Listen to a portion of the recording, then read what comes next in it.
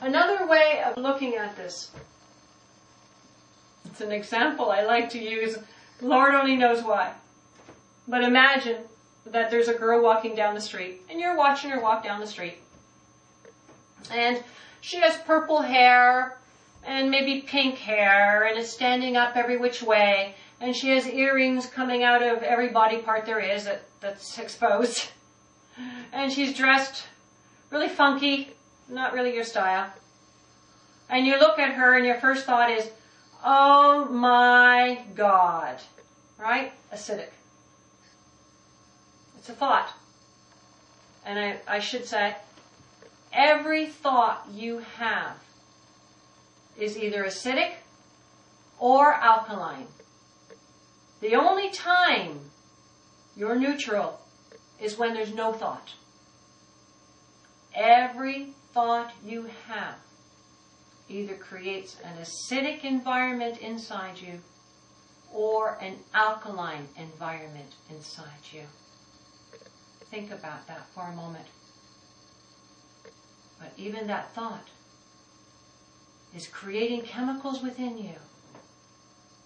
And how you feel about that thought is setting you up so that you have either an alkaline or an acidic response. So back to the story. Here you are looking out the window at this girl and going, oh my God, and that's an acidic thought. pH goes up. And then you think, oh, but I'm a new age thinker. I can't think like that. I have to contain myself. So I'm just going to think something nice. Think something nice. Think something nice. Well, she'd probably be really pretty if she didn't have all that hair coloring dye on and earrings everywhere. I think she's quite cute, actually. So you try to bring yourself down and you try to make yourself alkaline. Okay? But your thought processes go back and forth. So then you think, yeah, she's pretty, but, so the but is acidic. And you're trying to convince yourself, so you're going from acidic to alkaline in this one little 2 or 3 minute space. So how do we neutralize that? When you have hair dye in your hair, or what is it? It's a perm. When you do a perm in your hair, you have to put a substance in after that alkalines it. Otherwise, your hair falls out. Well, your body's kind of like that. If we keep giving it acidic stuff, and we don't neutralize the acidity, just bringing it alkaline here and there is not neutralizing it. It's not solving the problem. So how do we solve the problem? Actually, it's love. Love. You send the girl love. In other words, in your mind and in your heart, you say, I don't know why you are the way you are.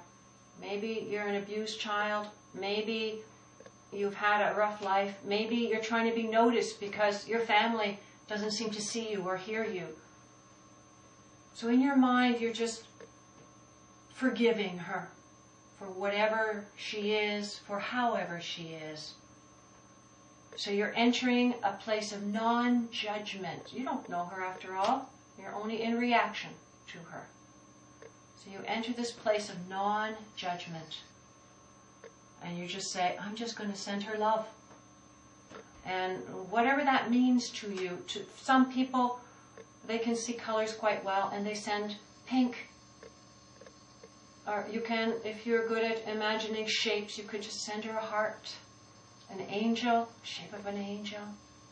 Light, just pure light. If you can't hold a color like pink, you could just send her light from your heart.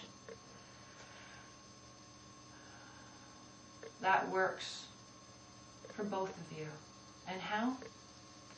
Because you, opening your heart, neutralizes your system.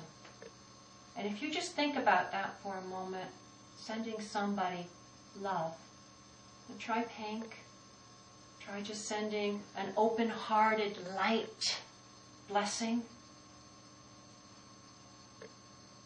You'll notice it calms you. You might even take a deep breath feels good. That's the neutralizing solution. It's not just a temporary alkaline thought. It's actually a neutralizer where it calms you and brings you into a higher state, a higher mind frame. And for that young girl that you're sending love to, in whatever way, in whatever form you can, well, maybe as she walks down the street, if more and more people were to do that, I suspect she would collect that love as she goes along throughout her day, feeling good about herself. We don't know, really, ultimately, how our thoughts affect others. But we are energetic first and foremost. In other words, we are spirit first and foremost. You birth yourself into this body, and when you leave this body, you continue on your journey. So your spirit first, for the spirit goes on and on and on.